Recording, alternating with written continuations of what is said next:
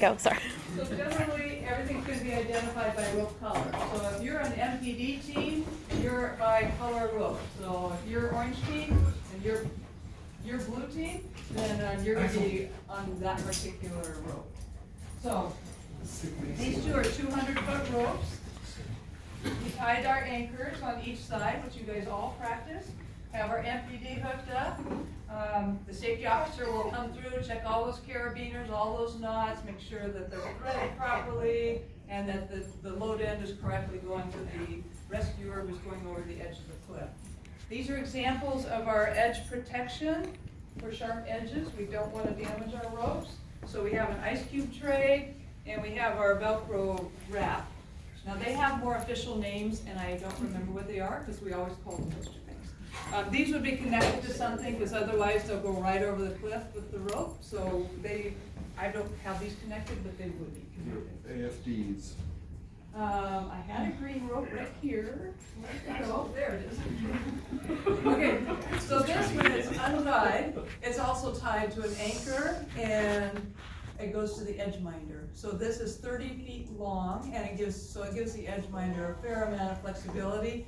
He or she is going to go right to the edge of the cliff to tie in, but they don't want to be able to go any further than that. So they'll also use a prusik attached to this as their second attachment. So it'll be attached to them and to a prusik, and that way they can kind of move back and forth. They can lean over, but they know they're secure on here. So you'll see that next one. So we have our teams here. And Nicole is our brand new certified rescuer. Woo woo! Woo! Did you want to talk a little bit about? Sure. So I'm geared up with, the very little stuff that we send our rescuer over the edge with. So I've got my radio on. This backpack has like treats and a leash and muzzle, and also some stuff for. Well, this doesn't have the dog recovery stuff, right? That's a different bag. Different bag, yeah. Okay. So this has stuff for if you're doing a live rescue, and then this is an Aztec kit, which allows the rescuer to orient themselves in relation to the dog. And so the rescuer is going to tie their stuff at the end of both ropes, and these will be equal. So it's a figure 8 on a bite, and then 2 butterflies that are decently close together. And both of these ropes, the rescuer will tie so that they're just about even, like that. And so then this gets carabinered on for the rescuer.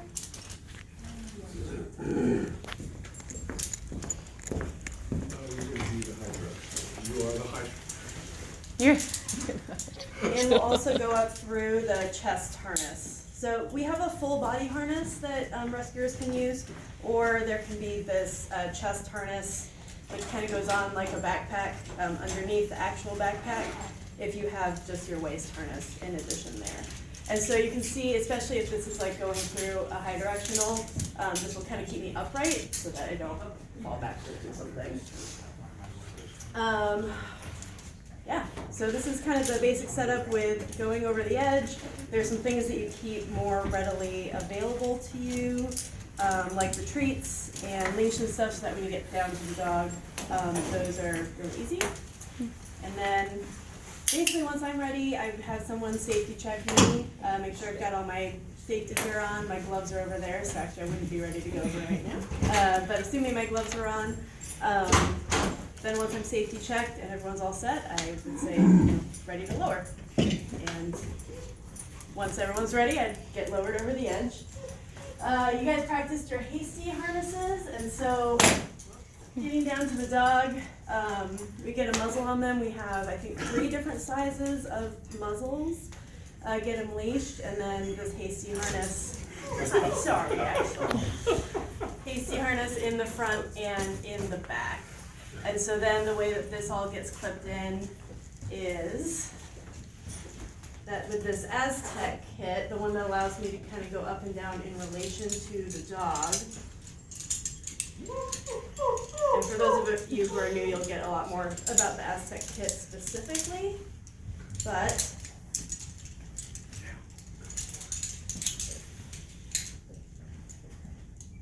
basically this clips onto the upper butterflies.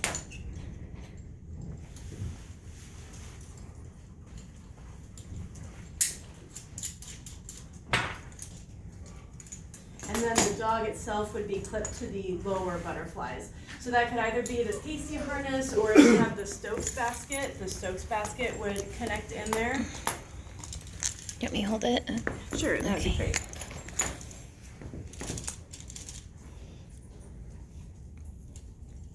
Your lines crossed. Yeah.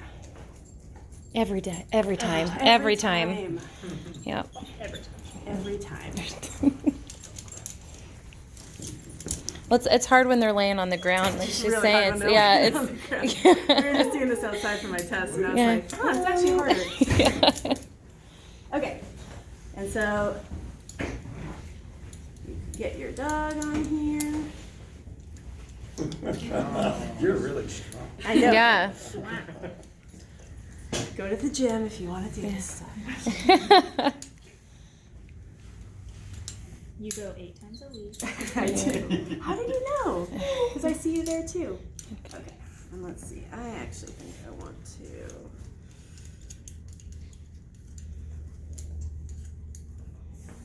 Have this. Well, okay, whatever. Nice. So once the dog is all kind of locked in, you do a test raise, and that would allow me to see, like, maybe if one of these was really off and the dog is like this, I could rehook it up. And then with this Aztec here, I can Sorry, move guys. away from the dog. I can like loosen it up and move away from the dog. I have stuff a little crossed here, but wouldn't want to take a lot of extra time. Or I can use the rope to bring myself closer. And so that helps in terms of like moving around the dog to maybe do some first aid or check on them.